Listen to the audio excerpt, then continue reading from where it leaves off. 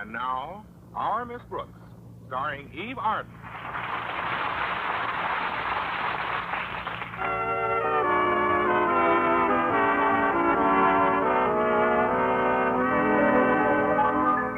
Well, with the Christmas holidays so close at hand, our Miss Brooks, who teaches English at Madison High School, is faced with a few problems common to many of us.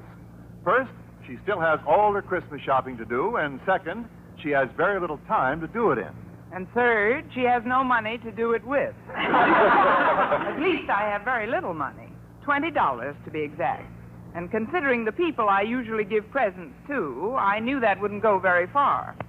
After thinking it over for a while, however, I arrived at the only possible solution to my dilemma, which I conveyed to my landlady at breakfast last Wednesday morning.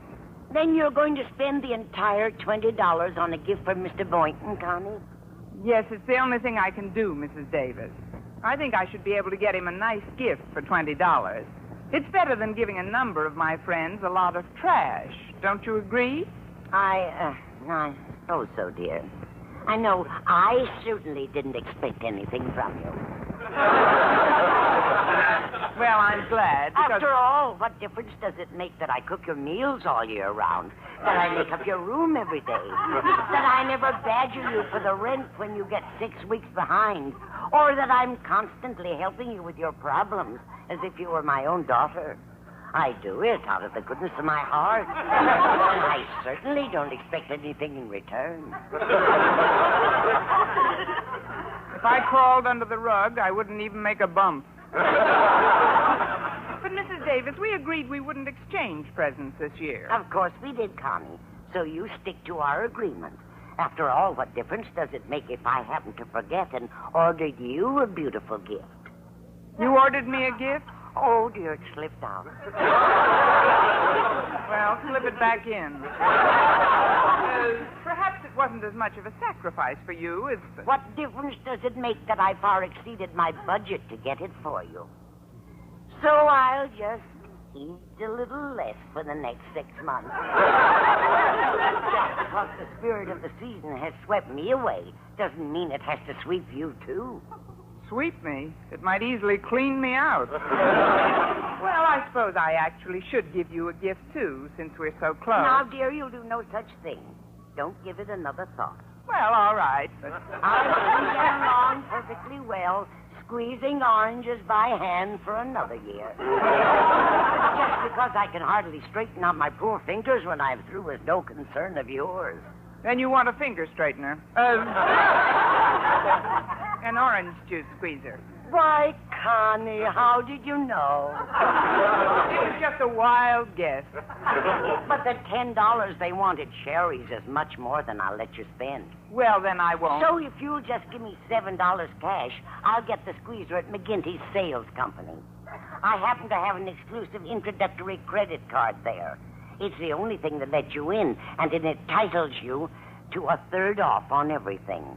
As I say, I should be able to get Mr. Boynton a nice gift for $13. I'll give you the money as soon as I get my bag. Thanks, dear. Now I'll tell you what I got for you. It's something I felt was very personal. Something personal? What is it? A chess set. A chess set? Yes. I know how Mr. Boynton loves the game, and it'll give you two something to do together on those long winter evenings. That is, if you know how the game goes. Certainly, right out the window. It was very thoughtful of you, Mrs. Davis. Oh, there's Walter to drive me to school. Be right out, Walter. I'd better be going, Mrs. Davis. All right, dear. Well, I intend to do the rest of my shopping this morning, so I'll drop off your present at school. Maybe you and Mr. Boynton can use it in the cafeteria at lunch. We might at that. Those chessmen ought to taste a lot more tender than the rest of the food.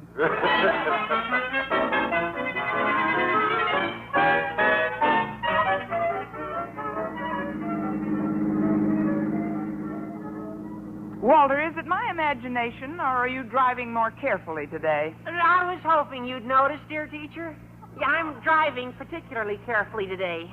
You see, as part of her Christmas present, my mother gave me new bumpers for this car. What happened? Pedestrians finally wear out your old ones? Well, that was a thoughtful gift, but isn't it a little early to be receiving Christmas presents? Oh, no, ma'am. No, indeed. Now, I must have received 3/4 of my gifts already, particularly from my close friends at school. Oh, yeah, they've already given me their gifts. 3/4 of them. Maybe even 7/8. Matter of fact, I can only think of 1 or 2 who haven't. Matter of fact, I think I'll get out and walk. Oh, nothing like the spirit of giving at Christmas, is there? You know, of course, a kid like me who operates on a limited budget can only exchange gifts with his nearest relatives and his closest and most intimate friends. Isn't that so, Miss Brooks? It certainly is, stranger. That is, in essence, I agree with you, Walter. But the truth of the matter is, I only have $13 for my Christmas shopping. That leaves me with just enough money for a gift for Mr. Boynton. Now, do you understand? I guess I do. Well, I certainly didn't expect anything from you, Miss Brooks. I'm glad. So because- after all, what difference does it make that I pick you up and drive you to school every day all year round? Or that I spend half of my time at school running errands for you? You do whatever you want to, Miss Brooks. But no one else is going to receive the beautiful present that I selected for you. You bought me a present already? Now, please forget about it, will you? All right, then. Yeah, after all, I'm getting enough gifts without that $7 briefcase of cherries that I've wanted more than anything else in the world. Walter, I'd like to buy the briefcase for you, but $7 is rather high. Oh, much too high, Miss Brooks. So I wouldn't let you spend that much money for anything. Good. So if you give me $5 in cash, I'll get the same thing at McGinty's. As I say, $8 ought to buy a fine gift for Mr. Boynton. Yeah, I have an exclusive introductory credit card at McGinty's. Everything at 1/3 off. It's the only card that'll let you in. At the moment, that isn't what worries me. No? What does then, Miss Brooks? Does McGinty print a card that will let me out?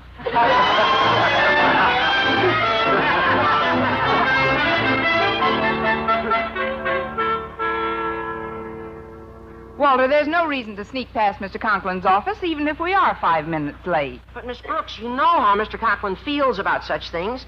What would you say if he suddenly did step out of his office now? Good morning, Miss Brooks. Does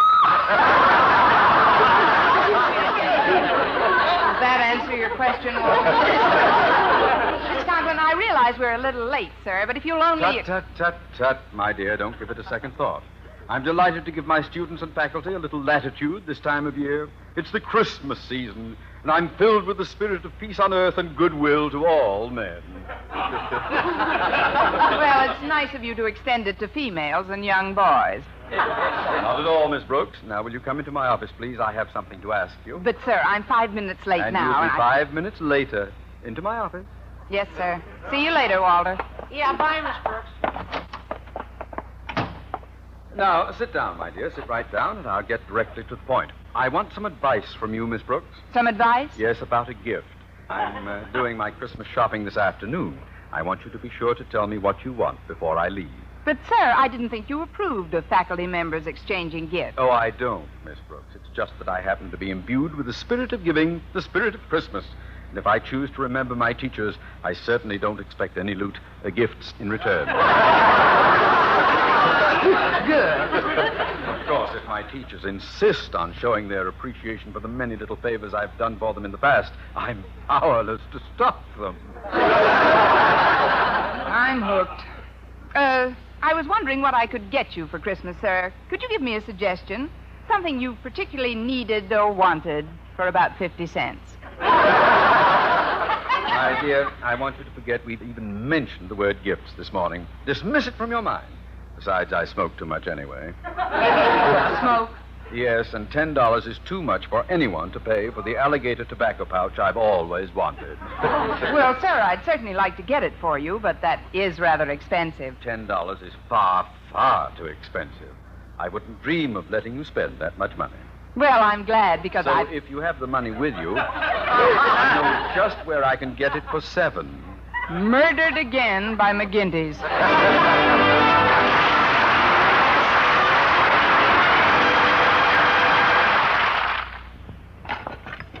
here we are, Miss Brooks. My dessert and coffee.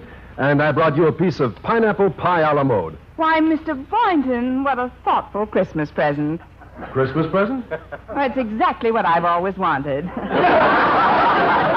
shouldn't have gone to all that extra expense. What extra expense? The pineapple pie would have been enough. You should have kept the a la mode for my birthday. Pineapple pie a la mode. As I always say, Mr. Boynton, let the other women get their mink coats and pearl necklaces. Just give me a gift that touches you right in the heart. Oh, I get it now. You're joking. I was afraid you'd see it that way. But, Mr. Boynton, this actually would be enough. After all, it's the spirit of giving that counts rather than the gift itself. Not entirely, Miss Brooks. True, the spirit must be there, but the gift is important, too. I've ordered you a beautiful gift. I know how you are about giving gifts of equal value, and I wouldn't want to disappoint you. You picked a fine time to start. That is, it's very thoughtful of you, Mr. Boynton. Very thoughtful. Particularly since I joined the Christmas Club a year ago and put away $1 a week just for your gift. $52? For my present? $52.75. They pay interest. But just because we've given each other gifts of equal value in the past, I don't want that to influence you this Christmas. $52? Uh-huh. And that, combined with the $30 I borrowed from Mrs. Davis, ought to buy you a very nice gift. Miss Brooks, I've just been thinking. I hope you've been thinking what I think you've been thinking. Yes, Mr. Boynton? Well, after all, it really is the spirit of giving that counts rather than the gift itself. You've convinced me. Here, this package is for you, and Merry Christmas. For me? You got this for me? Must I wait for Christmas, or may I open it now? What's inside, Miss Brooks?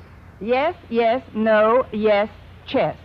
A chess set. What a wonderful present. Well, I was going to get you a few more gifts, but since you convinced me... Hi, Miss Brooks. Hi, Mr. Boynton. Oh, hello, Harriet. Mr. Boynton, Daddy wants to see you in his office right away. Something about signing a requisition for some test tubes you wanted. Oh, thank you, Harriet. And, Miss Brooks, your landlady called, and she wants you to call back when you can.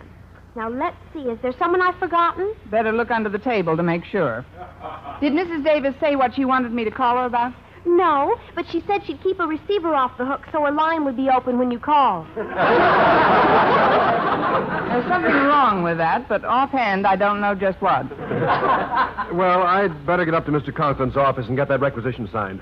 Thanks again for the gift, Miss Brooks. It really was quite unexpected. Yes, for both of us. I mean, both of us may use it. Of course. Well, see you later, Miss Brooks. I'll walk to the phone with you, Miss Brooks. All right, Harriet. Well, how has Santa been treating you so far, dear? Oh, not too badly. Walter gave me a slave bracelet, but I don't think I'll wear it. Why not? You should see what he had engraved on it. Finder, please return this girl to Walter Denton. I think that's cute, Harriet. If a certain party gave me one of those bracelets, I think I might enjoy getting lost. Now, excuse me, dear, while I make this call. Okay. Bye, Miss Brooks.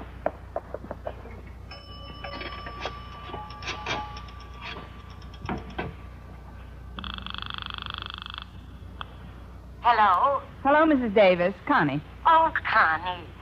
Well, how did you like the gift I gave you? Oh, it's lovely, Mrs. Davis. Simply lovely. I knew you'd be enthusiastic over that black silk negligee.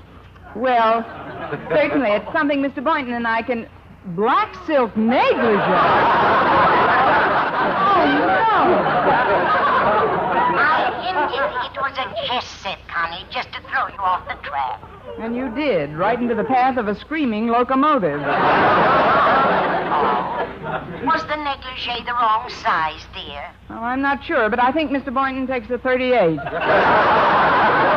Speak louder, Connie. It sounded almost as though you said Mr. Boynton. I've got to hang up now, Mrs. Davis. I just gave somebody a gift, and I've got to get it back before he opens it.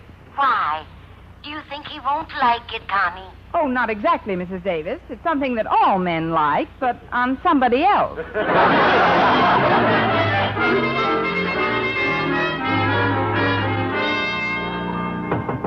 Come in. Come in, Boynton. Come in. Sit right down, my boy. Thank you, Mr. Conklin. I came in to sign that requisition for those test tubes. I know it needs both our signatures. Yes. Here, use this fountain pen, Boynton. A Christmas gift from Miss Enright, a fabulously generous person. And not that I expect gifts from my faculty, mind you. Why, last year there were 3 teachers who gave me nothing for Christmas, and one of them is still with us. Yes, sir. Merry Christmas, Boynton. And a Merry Christmas to you, sir. Is that all, Boynton? No, sir, and a Happy New Year. I had a feeling you'd say that. Mr. Boynton, if you'll pardon my curiosity, just what is that gaily wrapped parcel you're carrying under your arm? Oh, it's nothing, sir. Just a little present I got. Thank you so much. But, sir... So you were teasing your old principal, eh, Boynton? No, sir. It's only... Never mind what it is, Boynton. It's not what a gift is that counts, but the spirit in which it is given. What is it, Boynton? It's a chess set, sir. Splendid. Just what I need. I know just where I can exchange it forever. It's exactly what I want.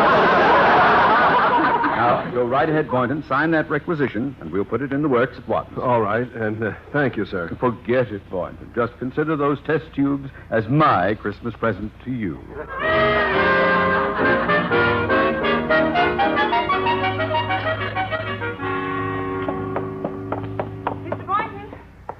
Mr. Boynton, I'm glad I finally found you. I missed you right after lunch. Goodness, Miss Brooks, you're breathless. Please, this is no time for flattery. Oh, you mean I'm winded? Yeah. Well, I've been looking for you after every period since noon. I'm afraid I'll have to ask you to return that gift I gave you. There's been a slight mistake, and I have to exchange it. The gift you gave me? Well, you can't exchange it, Miss Brooks. I used it during my free period. Wasn't it a little skimpy around the hips? You opened it already? Well, I haven't exactly opened it, but, well, I like chess. It's my favorite game. Believe me, Mr. Boynton, in this thing, you couldn't make a move. Look, I really must have it back. You see, I gave you the wrong present by mistake. Oh, well, then I may as well tell you the truth. I gave it to Mr. Conklin as a Christmas present. I hadn't intended to, but before I knew it, he seemed to take possession of it. You gave him the gift I gave you? Mr. Boynton, I'm shocked. How could you bring yourself to give away a gift someone else had given you? If you knew the time and thought and effort I put in to select a gift that would suit your personality... What am I saying? Really, Miss Brooks, it all happened so quickly, I had no alternative, but... Please, Mr. Boynton, no excuses. I still think you were quite negligent. Negligent. Well, I've got to get it back at once, so here goes. Well, good luck, Miss Brooks. Come in. Why, Miss Brooks, come in, my dear. Well, have you decided what little gift you would like from your principal this year? Well, frankly, I'm undecided, sir, between a little diamond wristwatch and a little alligator handbag. How about a little psychoanalysis? Remember, this is Osgood Conklin you're talking to, Miss Brooks, not Daddy Warbucks. Well, fortunately, Mr. Conklin, I managed to obtain one of those exclusive personal discount cards from the McGinty Sales Company. A little boy was handing them out in the street. And if you gave me the cash, I think I could get a certain watch for well under $50. $50? Miss Brooks, I am just as susceptible to the infectious generosity of the season as the next man. But I do not intend to allow that infection to kill off my entire life savings. Well, Mr. Conklin, next to the watch and the handbag, the only thing I want is a chess set, A chess set. Here, Miss Brooks, exactly what I got for you. Take it, it's yours. Merry Christmas. My, what a delightful surprise. I'm glad you like it, Miss Brooks.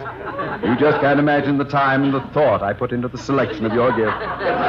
Truly, my dear, it was quite a struggle to get it. Well, I'm glad he didn't give it up without a fight. My, you certainly have a lovely collection of presents in here, Mr. Conklin. There's still one teacher I haven't heard from yet, Mr. Perkins in the math department. Come in and bring it with you. Why, Mr. Stone. Hello, Conklin, Miss Brooks. Season's greetings to you both. And the same to you, sir. Here, Conklin, I brought over this gift for you. Thank you, Mr. Stone. Oh, forget I'm the head of the board today, Conklin. Get into that old Christmas spirit. Enjoy yourself. Relax. Smile. Have you given out all of your gifts yet, Osgood? Yep. Gifts? Yes, Miss Brooks just finished wrapping yours, Mr. Stone, here. Oh, but, sir, that package is... Yes, Miss Brooks, you were saying... May you get many years of use out of your gift, Mrs. Stone. And for longer life, rinse it out every night and hang it up in the bathroom. Oh? Is it a shirt, Conklin? Oh, no, sir. Handkerchief? No. Socks? No, but I'll give you a hint. 2 people can use it at the same time.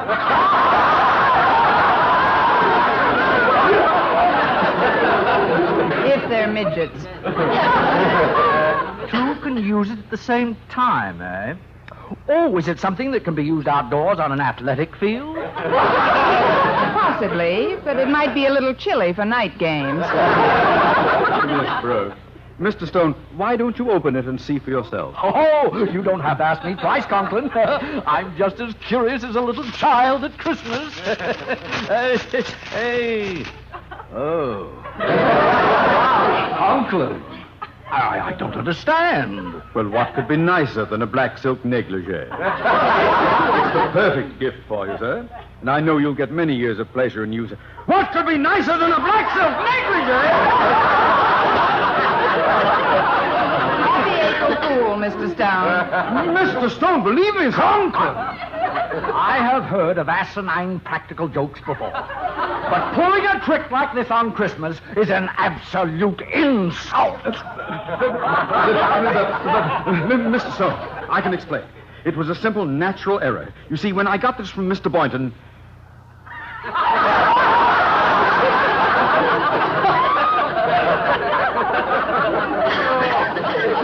Miss Brooks, why did Mr. Boynton give me a black silk negligee? I can't understand either, sir. Pale blue is much more your color. I can't understand at all. Conklin, I'm still waiting for an explanation. Come in. Mrs. Davis wanted to see Miss Brooks on an urgent matter, sir. That's right, Osgood. Oh, hello, Mr. Stone. Hello, Mrs. Davis. Oh, Connie, there's the negligee I gave you. I see you've opened it. What? Miss Brooks, you mean you gave me a gift that someone else had given you for Christmas? Well, you see... Boynton, do you mean you gave me a gift that someone else had given you? Well, sir, Conklin, do you mean you gave me a gift that 3 other people had given you? Well, it was That just nightgown has more mileage on it than a 1928 Ford. Conklin, I don't quite understand what's going on around here, but if your idea of a joke is to hand me a cheap nightgown... That is not a cheap nightgown. It cost $22.50. $22.50... Say, it is rather pretty at that. Conklin, perhaps I've been a little hasty. I think Mrs. Stone will be delighted with your thoughtful gift. well, I'm afraid I did give you the wrong gift, Mr. Stone. I had really intended that for Mrs. Conklin. But, Mr. Conklin, I was going to give it to my mother. If you were, she'll have to come down and take it off my back. That gift was originally given to me by Mrs. Davis. That's true, Connie, but I'm afraid I'll have to take it back, dear. Take it back? But why, Mrs. Davis? My sister Angela gave it to me as a gift, and she's coming over tonight to see it on me. So if you don't mind, I'll take it home. Well, see you all again soon. Well, there goes Mother's negligee. Whose negligee, Boynton? I might ask you the same question, Conklin. Really, Mr. Stone, Gentlemen, please, we shouldn't argue. Let's try to remember it always as our negligee. Our